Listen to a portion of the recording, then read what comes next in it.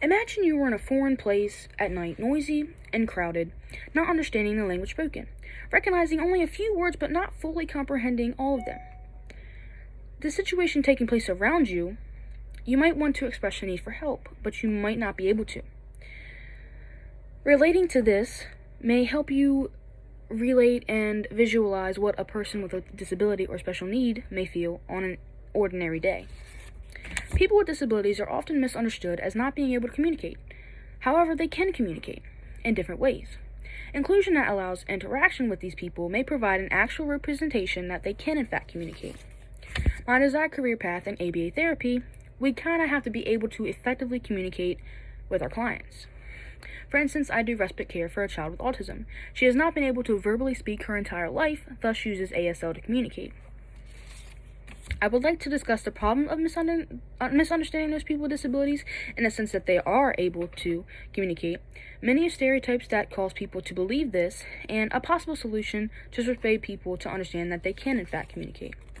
The vast majority of people are under the impression that just because someone is labeled as having a special need or a disability, that they are unable to communicate. That false impression leaves those with a disability lack a sense of belonging. They may feel like they do not belong simply because they may communicate in a different way than us neurotypical people do. According to vkcsites.org, some people with intellectual or developmental disabilities have communication barriers. People with intellectual disabilities, or those whose disabilities directly affect their speech, their hearing, or their sight, are more likely to have these barriers. Although these people may have a barrier or more difficulty communicating, they are still able to communicate through nonverbal communication or gestures.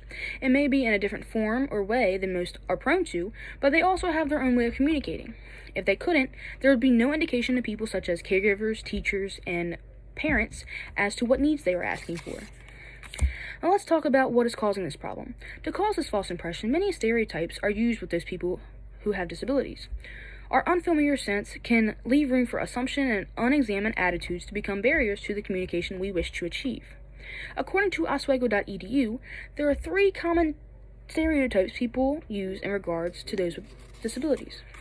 The first one being the stereotype of helpless invalid, which can manifest itself with excessive deference. Secondly, the stereotype of hero disabled may place a person with a disability on a pedestal, making it difficult for him or her to assimilate themselves or function.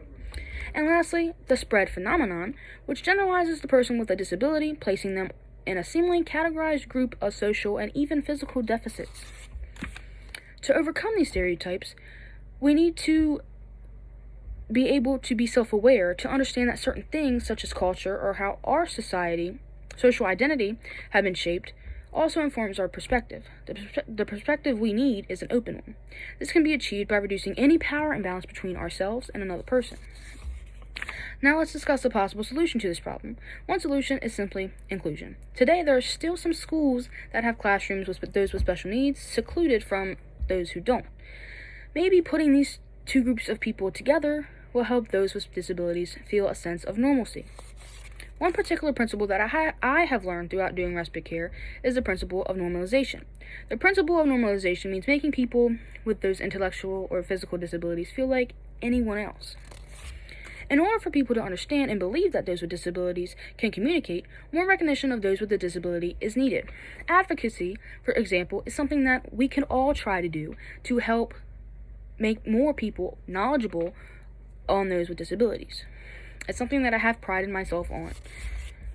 According to NLN.org, there are numerous ways we can improve our communication and understanding with those with disabilities. Those include talking to people with disabilities as we would anyone else, using a normal tone of voice instead and not shouting. As hard as it may seem, avoid being too self-conscious with your use of wording, such as, "Do you see what I mean?" when conversing. Also address those people as people with a disability rather than disabled person. When communicating with a person with a disability, it is important to take steps to ensure that effective communication strategies are used. This includes sitting or standing at eye level to have effective eye-to-eye contact when communicating. Today, I have discussed and made an argument that there are many people under the false impression that those with disabilities cannot communicate. Just because they communicate differently or have communication barriers or difficulties does not simply mean they cannot communicate. There is no greater disability in society than the inability to see a person as more. Thank you.